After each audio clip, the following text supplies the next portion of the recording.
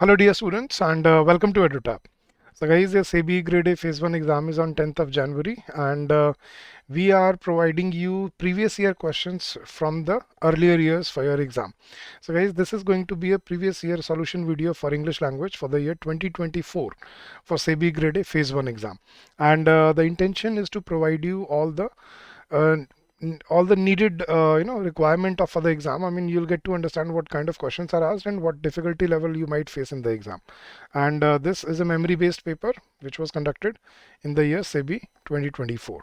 So let's begin guys, but before we go any further, I would like to inform you about a special comprehensive guidebook for your SEBI Grade A manager post. Now this book encompasses everything from PYQs to your strategy to your syllabus, details of what kind of questions are asked in all the subjects for quants, reasoning, English and other subjects as well for both the phases of the exam, and you have your PYQs available to you. So what else do you need? And this is absolutely free for you. The link is given in the description of the video as well as in the comment section of the video as well. So you can download it from that link and you can make use of it. So go download this book and get benefited from it guys. All right, so this was the paper that was given in the exam last year, and let's try to solve it together. And first, we have to read the questions for reading comprehension and then we are going to solve it. So first question is, what is the primary consequence of industrialization according to the passage? So primary consequence of industrialization. Second, how has urban expansion impacted the environment? So how has urban expansion impacted the environment? Okay, which of the following is not mentioned as a challenge? So we'll get to this after reading the passage. Then what effect does climate change have over on weather patterns?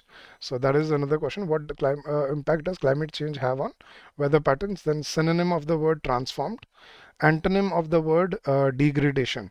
And last question is, what does the passage suggest is a major challenge in balancing human progress with environmental conservation? So we have to find what is a major challenge in balancing human progress with environmental conservation. Now let's read the passage and solve it together guys. The presence of humans on earth has significantly transformed means changed, the natural environment in numerous and complex ways. From the rapid development of sprawling urban areas to extensive deforestation, human activities have exerted profound and often detrimental impacts on various ecosystems. So that is answer number one. For first question, the advent of industrialization marked by the extensive use of machinery and energy resources has led to the widespread alteration of landscapes and notable loss of natural habitats. I think that's the answer. For countless species. This transformation is evident in the loss of forest, wetlands and grasslands, which were once teeming with diverse flora and fauna. Urban expansion has further exacerbated environmental degradation. That means it has made it worse. Urban expansion has exacerbated environmental degradation. As cities grow, they encroach upon previously undisturbed areas, fragmenting natural habitats and reducing the available space for wildlife. This encroachment not only contributes to habitat loss but also increases pollution levels. As the demand for resources and waste production rise, air pollution and resulting from industrial emissions and vehicular exhaust has severely impacted air quality, leading to health problems for both humans and animals. Similarly, water pollution from industrial runoff, agricultural practices, and improper waste disposal has compromised the quality of water resources, affecting aquatic life and human health. Climate change, driven primarily by emission of greenhouse gases such as carbon dioxide, methane, and compounds these environmental challenges. The accumulation of these gases in the atmosphere leads to global warming, which disrupts established weather patterns. So this is what climate change does to weather patterns. They disrupt weather patterns and increases the frequency of severity of extreme weather events. Hurricanes, floods, droughts, and heat waves are becoming more common and intense, posing significant risks to ecosystems, agriculture, and human settlement. Next, despite technological advancements and a growing awareness of environmental issues, the challenge of reconciling human progress with the need for environmental conservation remains urgent and complex. Efforts to mitigate environmental impacts include promoting sustainable practices, investing in renewable energy sources, and enhancing conservation efforts. However, achieving a balance between development and environmental protection requires ongoing commitment, innovative solutions, and a collaborative approach across various sectors of the society. Now let's solve the questions, guys. What is the primary consequence of industrialization according to the passage? Increased biodiversity? No. Improved air quality? No. Habitat loss for many species? Yes. Decreased greenhouse gas emissions? No. Enhanced water sources? No. Correct answer is option C. Habitat loss for many species. Next, how has urban expansion impacted the environment? It has reduced pollution levels? No. It has led to increased biodiversity? No. It has contributed to habitat loss and increased pollution? Yes. It has improved water quality? No. It has stabilized weather patterns? No. Option C is the correct answer. It has contributed to habitat loss and increased pollution. Now, which of the following is not mentioned as a challenge in the passage? Climate change is mentioned, air pollution is mentioned, decreased technological advancements? No. Water pollution is mentioned, extreme weather events is mentioned. So option C again is the correct answer, decreased technological advancements.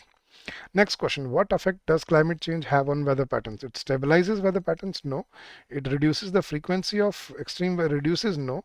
It alters weather patterns and increases the frequency of extreme weather events? Yes. It makes weather patterns more predictable? No. It leads to decrease in global temperatures? No. Option C is correct. It alters weather patterns and increases the frequency of extreme weather events.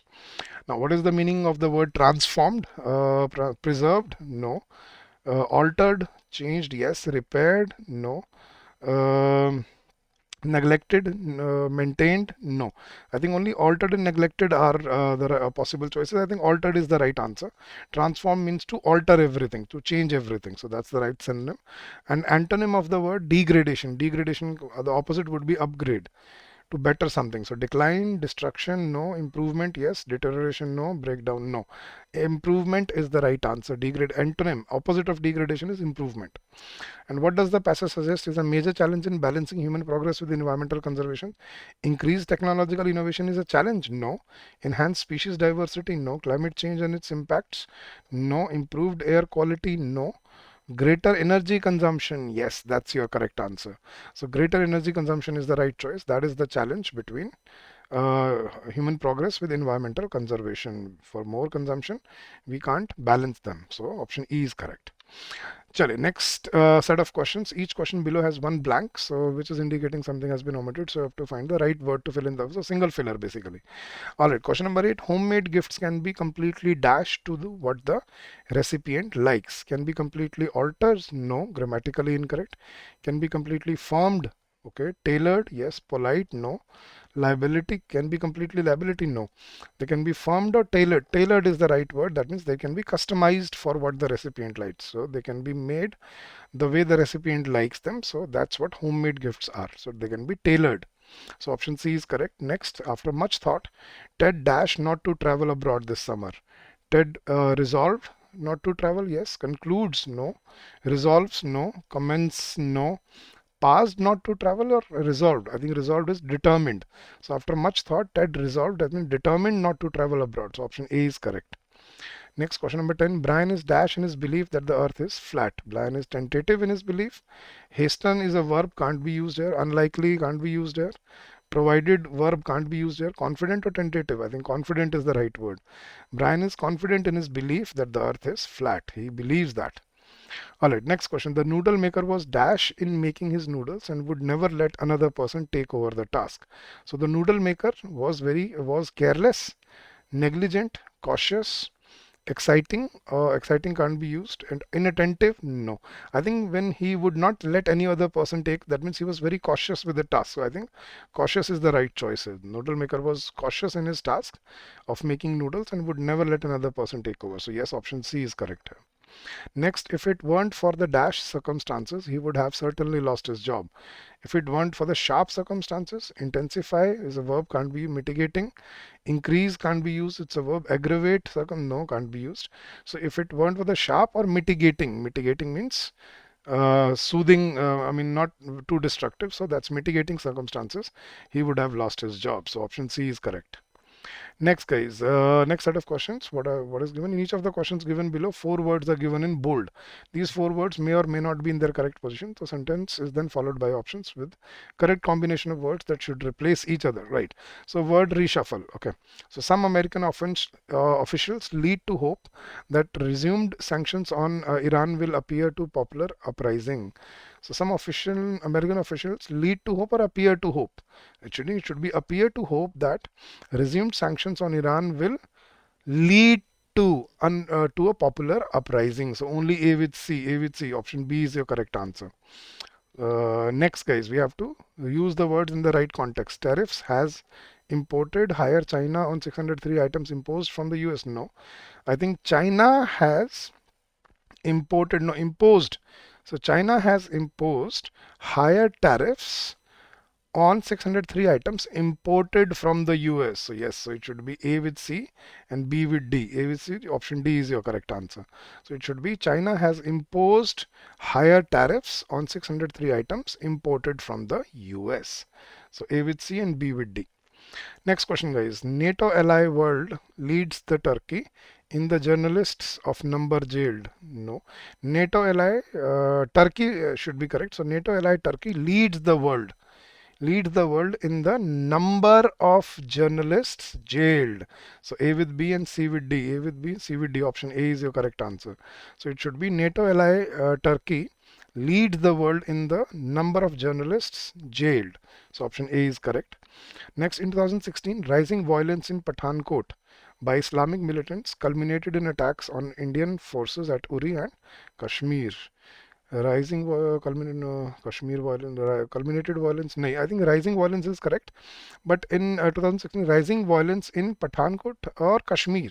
So I think it should be rising violence in Kashmir by Islamic militants culminated, this is correct, culminated in attacks on Indian forces at Uri and Pathankot. So that should be changed.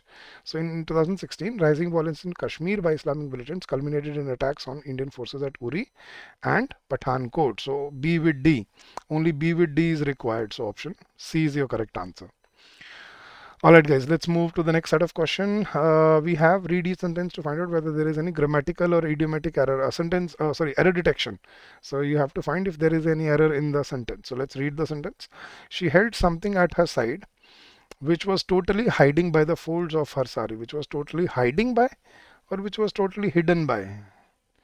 Hidden behind, hidden behind or hidden, yeah, hiding is incorrect. So it should be which was hidden by the folds of her sari. So she held something at her side which was totally hidden by the folds of her sari. So option C is your correct answer. So which was totally hidden by the folds of her sari. Next question, guys. The father forbade his son to walk in the sun and play with his friends on the road. So the father forbade his son. अगर यहाँ पे not होता, his father forbade his son not to walk, तो वो गलत होता. But forbade है तो this is correct. The father forbade his son to walk in the sun and play with friends on the road. So I think this is correct. Absolutely. No error. Option E is your correct answer, guys. Question number 19. The movement which aims to raise awareness about climate change and hopes to bring people together. The movement which aims to raise is correct. Raise awareness about climate change and hopes to bring people together to think about what they can do for reduce harmful pollution. Okay, what they can do for reduce, nahi, it should be to reduce harmful pollution, or either for reducing harmful, or I think it should be to reduce harmful pollution. That is what it should be. So the movement which aims to raise awareness about climate change hopes to bring people together to think about what they can do to reduce harmful pollution. So option D is your correct answer. And last question, guys. I declined the invitation not because I did not want to go, but because I have no time. Okay.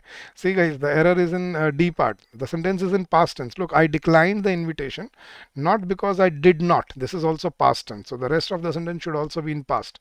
So I declined the invitation not because I did not want to go, but because I have no time or I had no time. So it should be, but because I had no time. So option D was incorrect here again. So guys, these were the questions asked for English language in your SEBI Grade A Phase 1 exam in the year 2024.